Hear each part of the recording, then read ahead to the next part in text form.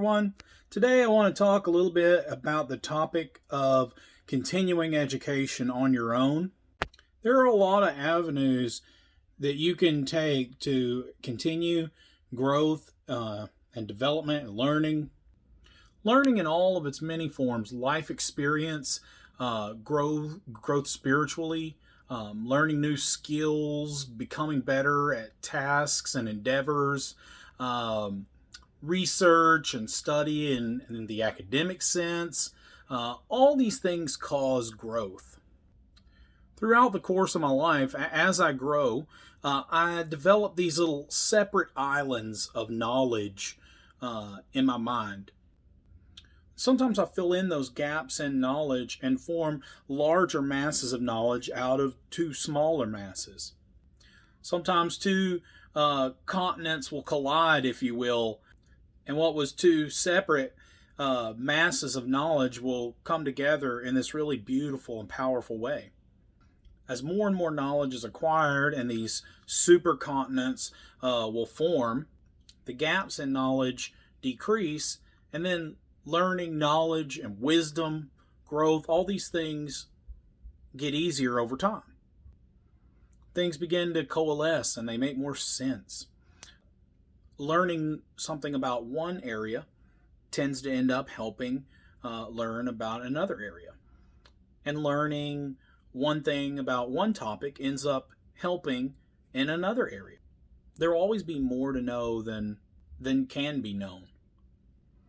It's kind of like whenever you're a freshman in college and you think you know everything, but then by the time you get to graduate school, you realize that you know almost nothing. And the more you learn, the more you realize that you hardly know anything. Every question that you answer, every bit of knowledge you find out, you realize that you just create 20 to 100 more questions to answer. And, a lot of times I feel like that's the way, I've spoke about this before on previous videos, that's the way kind of the scientific endeavor is. Science is a great tool that humans can use. I think we have a tendency in America to make it something that it's not. It's not an end-all be-all. It's not a source of finding out every answer to every question.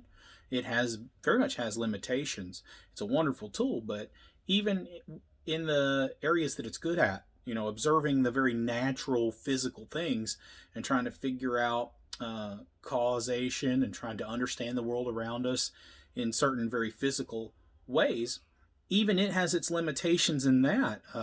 You find the same kind of problem. Every answer an experiment finds, it raises 20 more questions, right?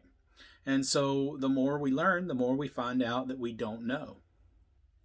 Knowing this kind of urges me on.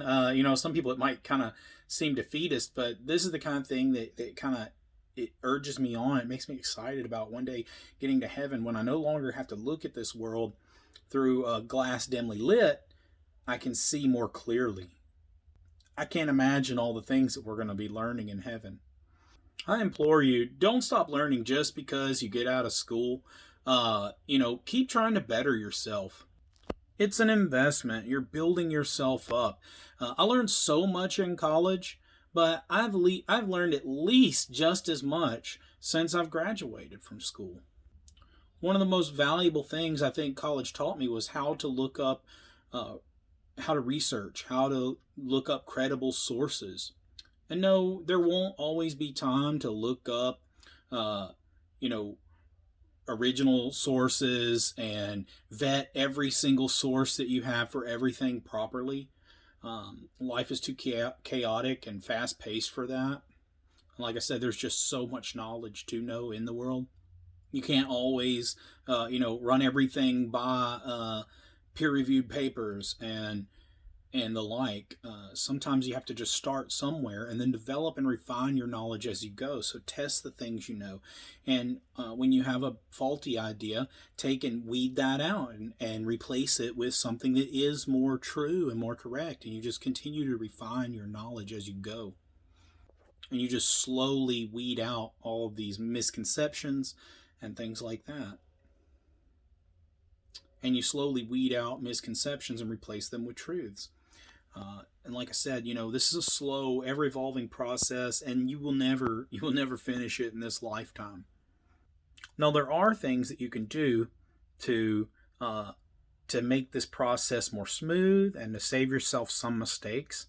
Uh, we have this beautiful, as my dad put it, hair covered computer that, it's almost like a supercomputer housed in this very small, sleek form factor in our head.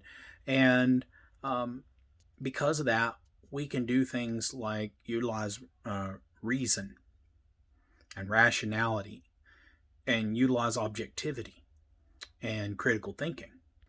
I can't endorse critical thinking enough. Um, for one thing, humans we're very prone uh, to our own bias. And I don't mean this in the sense of like critical race theory or anything like that. I'm talking about cognitive bias, where one thing I can tell you right off the bat, if there is something that you've found out or you heard that sounds too good to be true, then it probably is. If there's something that you hear or read that seems to fit perfectly with your bias and your opinions and what you want to be true, then look into it and use some skepticism with that. Because like I said, if it's too good to be true, then if it seems too good to be true, then it usually is.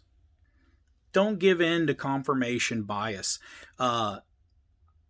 When you believe something, look for the best arguments to try and refute what you believe, and really give them a chance and see if they hold water, and then look at the best arguments against those, and so on and so forth. You can keep repeating this process, going back and forth, to see, is there can my position support itself? Can it withstand scrutiny?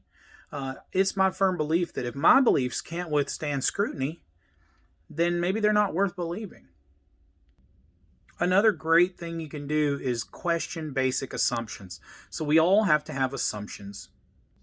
No one can base everything they think they know on indisputable facts, okay? We all have these basic assumptions. Like I said, there is so much knowledge and information in this universe. You cannot know it all. And so we have to start with a lot of assumptions. And so you can start to challenge your assumptions. You can ask yourself questions like, how do I know this? How do I know that this assumption's true? A lot of times we don't even know we don't even know that an assumption is an assumption. We think we have a good reason to believe it. But if you start to ask yourself questions like this, like, how do I know this is true? Then you start to figure out that, maybe there is some more thought that you can put into an area, and that maybe something you believe may not be as sound as you once thought it was. You can also try to reverse situations. And so one of my favorite parts, I watched this movie when I was younger, Time to Kill.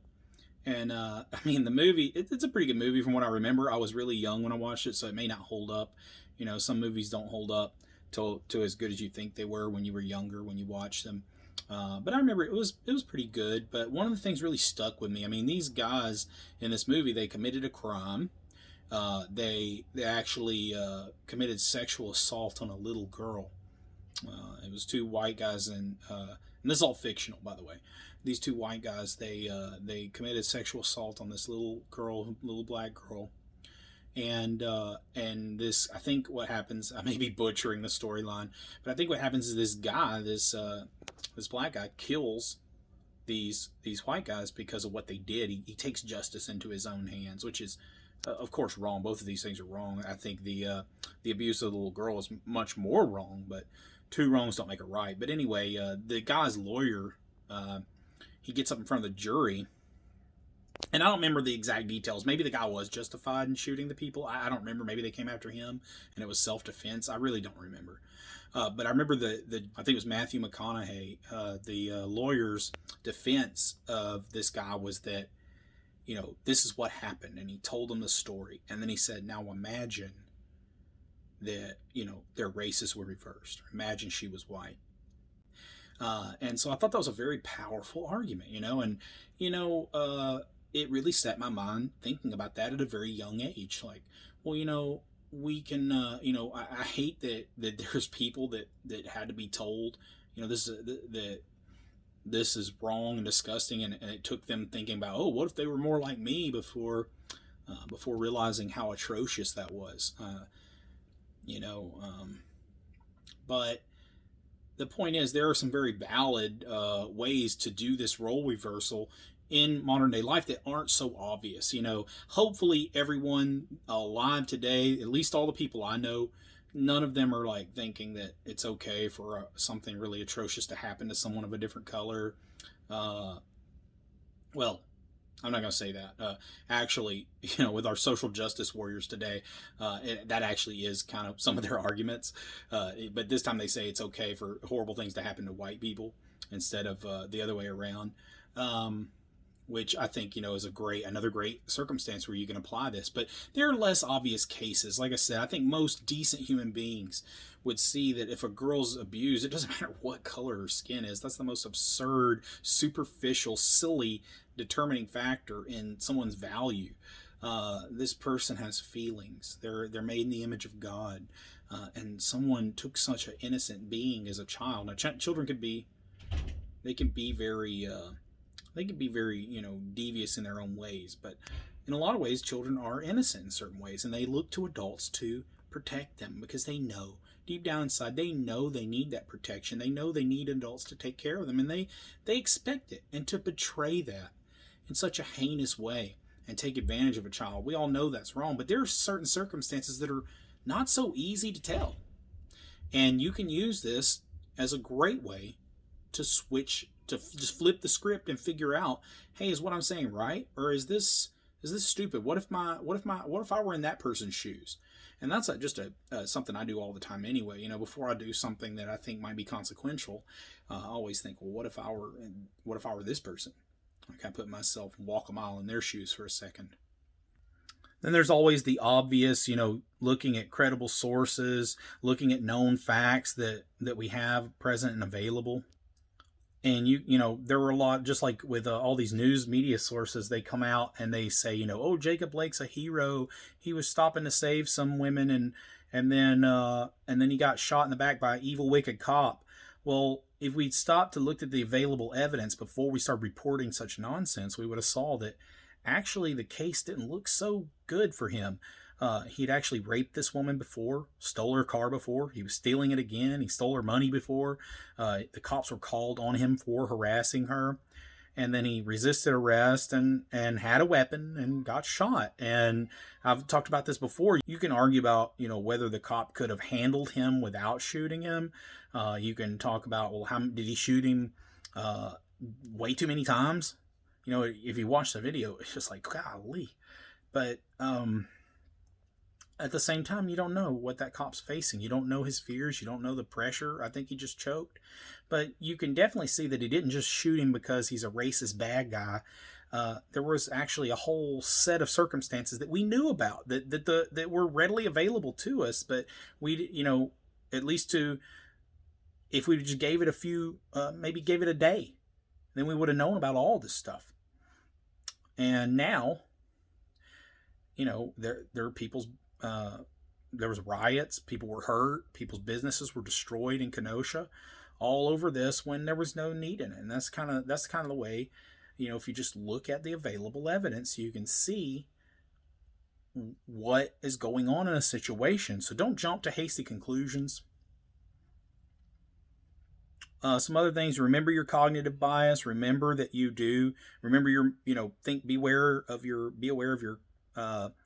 mental processes, that you do like to be affirmed in what you believe, and it is hard to listen to differing opinions. So know that you do tend to just believe what sounds good to you and what bolsters and reinforces what you already believe. So just know that you do that. It's a human thing. There's nothing wrong with you because you do that, but be aware that is how humans are.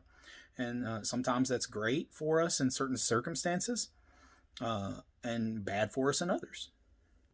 But if you're aware of it, then you can do something about it. Another thing is to think for yourself. You don't have to draw the same conclusions as everyone else, or as the people who gather the evidence. So there are a lot of times when I read peer-reviewed papers and things like that, where a lot of evidence is discovered, but I see a completely different outcome than the people presenting the evidence. They have a worldview that paints, that filters the evidence. They have to fit the evidence to their worldview, and I have a different one, and I see the evidence in a different light.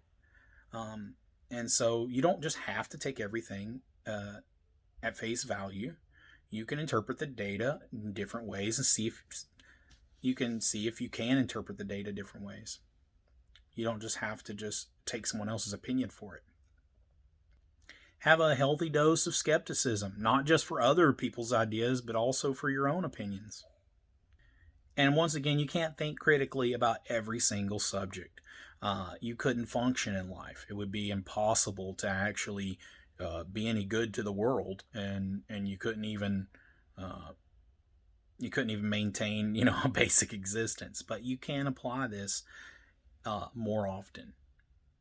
I'll also say one last thing. If you're a teacher, I feel like you have a bigger responsibility to make sure that what you're saying is true and accurate when you're teaching others. I feel like, you have a bigger responsibility. That is your job then. Okay, so that's all I want to do. I wanted to just kind of talk about continued learning, weeding out bad ideas, using critical thinking. I've been kind of wanting to make a video about this for quite a while. I'm glad I finally got around to it. I hope this helped somebody. I hope you start putting this stuff into practice. And that's it for now. Until next time, guys. If you enjoyed this video, please consider liking and subscribing. If you didn't enjoy it, like and subscribe anyway. It's probably just your cognitive bias.